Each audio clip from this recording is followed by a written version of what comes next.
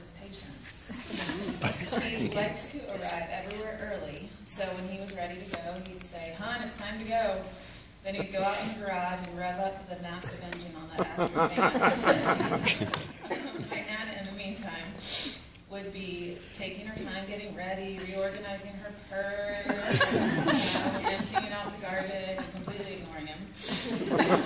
As a middle child, the tension would finally break me, especially once the honking started. And I'd say, "Nana, I think Grandpa's ready to go."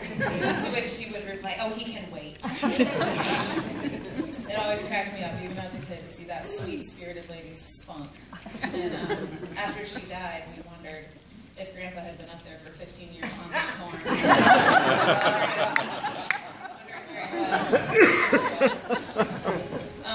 It wasn't until I was much older that I began to understand some of the pain that my Nana experienced when she was younger. Like my Uncle Dan said, both of her parents died when she was young, a teenager. But she never had a victim mentality. She never complained really about anything. We were always just, even to the very end. If she mentioned something, she was very concerned about it, or it really bothered her, because she really was not a complainer. She always put others before herself. Her love for Jesus and his for her was evidenced through just a beautiful and very simple faith. Her faith and belief will always resonate with me as one that was just uncomplicated and real. My Nana knew her Savior and his love, and she lived it out in a way that will continue to ripple through my life and the life of my children.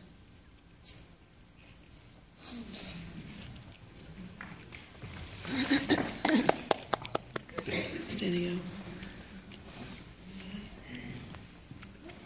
Or Ginger. My name's Ginger Gibson, and I met Ann and Charlie about 23 years ago when I came to church. We were on 17th Street, Lockwood Ridge. And I was looking for a church and decided that if I was going to go somewhere in life, I needed to find some people that were going somewhere in life, and the best place would be a church. So we picked that church. We went in Sunday. Monday night, Charlie and Ann showed up at the house with cookies, doing their cookie call. And they're all like, "Oh, great, what did you get us into?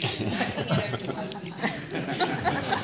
They came in, they were real nice, they thanked us for coming to church, and they left.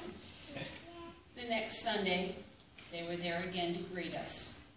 And over the years, they sort of adopted the kids and I.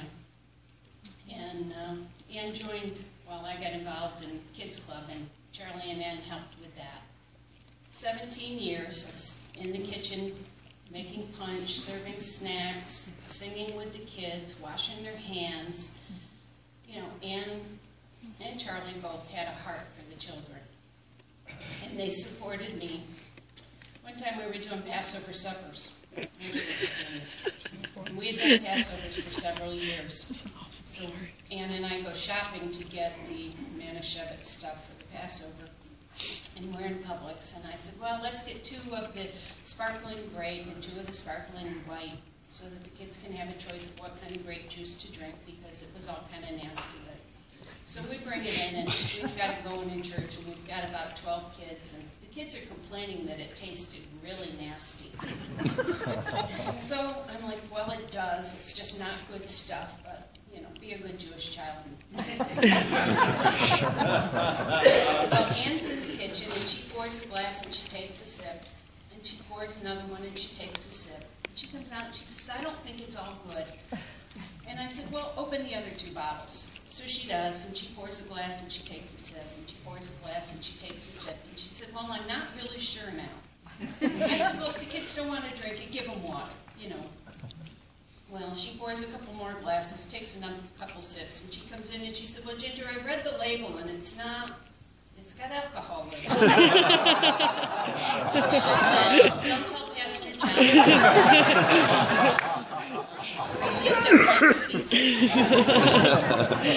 But she kept tasting it. In the end, we didn't get too many kids hooked on alcohol. We did have a good time. And that was the kind of person, you know, Ann was. She was there. Anything that I did, Ann was willing to do if I'd stop and give her a ride. And she would say that, you know, you give me a ride. And I just think that that's such a great testimony to our Christian lives, is we try to make things really, really complicated, and we think of these grandiose ideas, and some of the most simple things and meaningful things that we can do in life is to just get in the car and go. You know, wiping down the table, pouring the juice at Vacation Bible School, registering the kids in, setting up for a service, taking down from a service, handing kids brochures, wiping their hands, blowing their noses, singing to them, taking the one that's crying because the parents have left and they're scared, and holding them on their lap. You know, these are the things that Ann did that showed Christ to the rest of us. And she did it week in, week out without a lot of fanfare. She did it without being asked. She was very, very good at seeing a need and just stepping in and filling that need without waiting to be asked. She was really great to my kids and I. She stood by me through a lot of challenges that I had with this very quiet faith. Always saying, no, Jesus knows. You don't have to tell him. He's got this one. You just keep doing what you're doing, and he'll take care of it. And she was a great friend and a great example of how we should serve Christ in the church, within our families, and within our communities.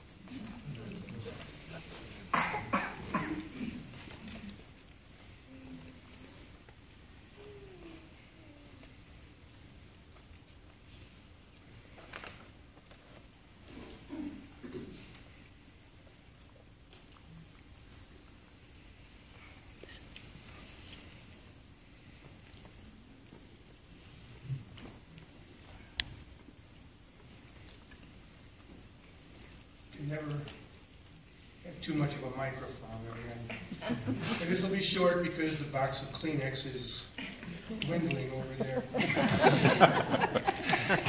But I do want to say, it was a privilege to be part of this family, and it had a lot to do with it. As I'd say, read the early years, I'm not really sure I had a grasp on what grace was all about. But being grafted into this family through marriage, grace came right up to the top. And I got it. And a lot of it had to do with Ann. No matter what would happen, I could still hear her say, "Oh, that's okay. Oh, that's okay. No matter what happened, oh, that's okay."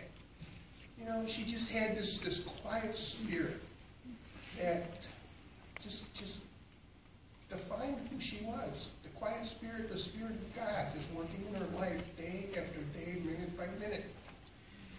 And I remember one time I was asked to write something. You know, we were going to write something for Mom, and okay, I was going to sit down and write, but I was reading this day in the Word of God. And I said, oh my goodness, that's my mother-in-law. And I just want to read this for you. It's from 1 Peter chapter 3. And it's, just a minute.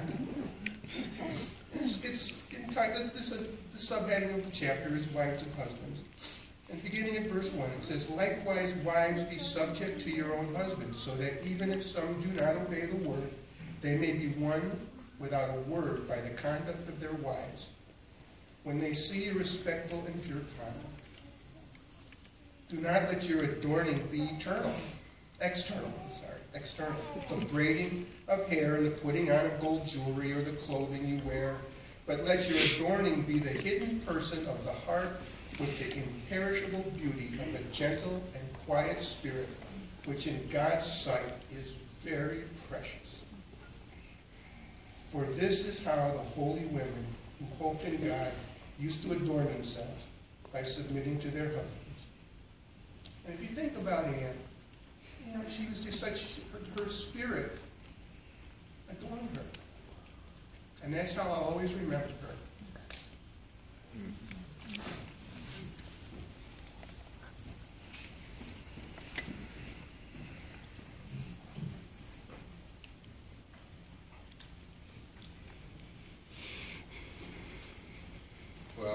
son-in-law to another. I think word must have been out back there in the 40s that if you could get a Yacovelli girl,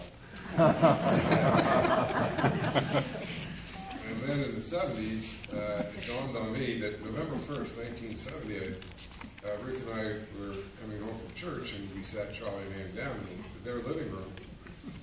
And in my very gentleman and chivalrous ways, I said, so would you like to go to a wedding? And they said, whose? I said, your daughter's. And Ann's first response was, no. Who's she married? I'm glad she choose. Great to show.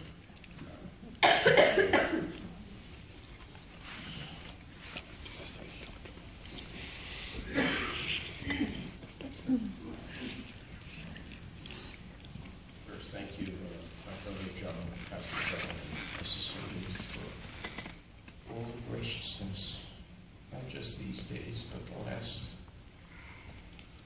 since those days, all the years.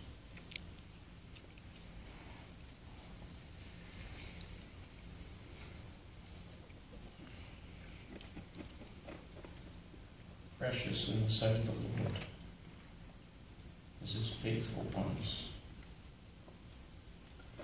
Some versions say godly ones, some versions say saints, faithful servants. Mom, I think, is the definition of a faithful servant. When you needed her, she was there. When you didn't need her, she was standing by. Is that right? Do I speak the truth?